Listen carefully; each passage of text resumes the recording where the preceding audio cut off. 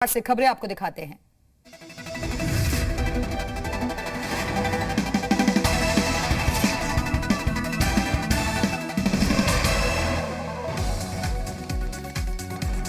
वित्त मंत्री निर्मला सीतारमण ने पेश किया देश का आम बजट। वित्त मंत्री ने कहा, देश की आर्थिक विकास दर 9.2% रहने का अनुमान हमारी कोशिश, गरीबों के जीवन में बदलाव लाना। वित्त मंत्री निर्मला सीतारमण ने कहा, पीपीपी मॉडल पर रेलवे के ढांचे को मजबूत करने का काम करते रहेंगे। अगले 3 सालों में चलेंगी 400 वंदे भारत ट्रेनें। 100 पीएम गति शक्ति कार्गो टर्मिनल्स का विकास किया जाएगा। वित्त मंत्री निर्मला सीतारमण ने बजट में किसानों के लिए बड़ी घोषणाएं की। क्रिप्टो करेंसी से होने वाली आमदनी पर अब 30% टैक्स लगेगा। एनपीएस में अब 10% की जगह 14% योगदान होगा। सरकारी कर्मचारियों के लिए एनपीएस योजना में टैक्स छूट का दायरा बढ़ा।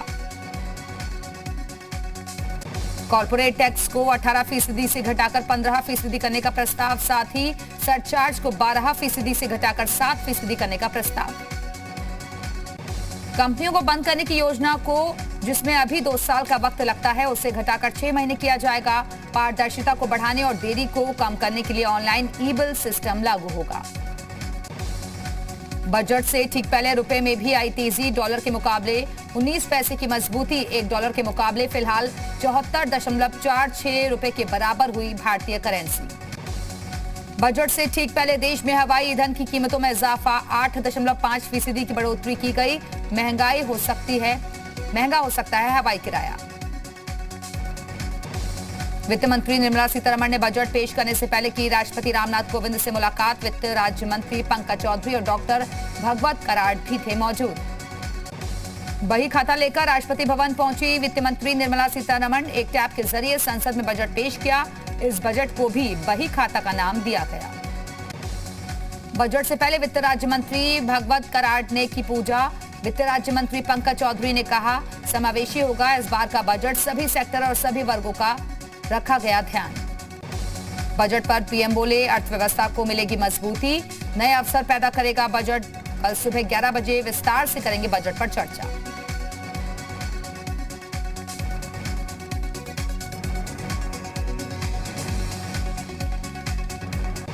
आम बजट पर राहुल गांधी का मोदी सरकार पर निशाना। कहा, बजट नील बटे सन्नाटा रहा, आम आदमी को कुछ नहीं मिला।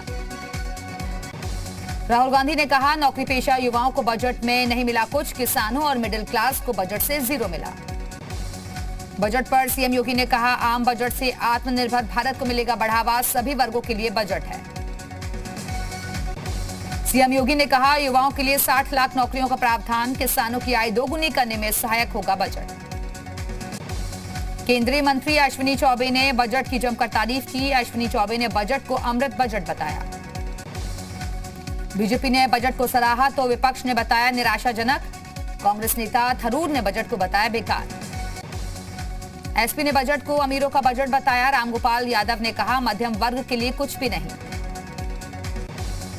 मेरठ में अखिलेश यादव पर गरजे सीएम योगी। कहा, लाल पोटली लेकर क्यों घूमते हो, लाल टोपी का मतलब हिस्ट्री शीटर, सुरक्षा के लिए खतरा।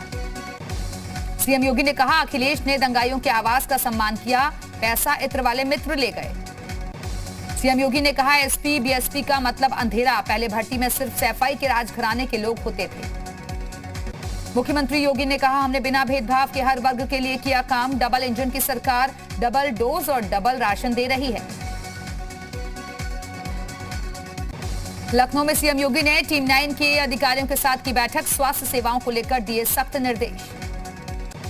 अखिलेश यादव का योगी सरकार पर निशाना। कहा, बाबा सरकार में महामाफिया राज है। लखीमपुर में किसानों की हत्या, हाथरस की बेटी के साथ हुई अमानवीयता। बीजेपी छोड़ सकती है मंत्री स्वाति सिंह। सूत्रों के हवाले से खबर, टिकट वितरण से पार्टी से चल रही है नाराज। लखनऊ में कांग्रेस कार्यालय में कन्हैया कुमार पर फेंका गया केमिकल। युवा संसद को संबोधित करने पहुंचे थे कन्हैया कुमार। कार्यकर्ताओं ने आरोपी को पकड़ा। कांग्रेस ने खुशी दुबे की मां की जगह बहन को दिया टिकट। कल्याणपुर से खुशी दुबे की बहन नेहा तिवारी लड़ेंगी चुनाव। कांग्रेस ने 4 उम्मीदवारों की नई सूची जारी की। पीलीभीत से शकील अहमद नूरी, तिंदवारी से आदिशक्ति दीक्षित को दिया टिकट।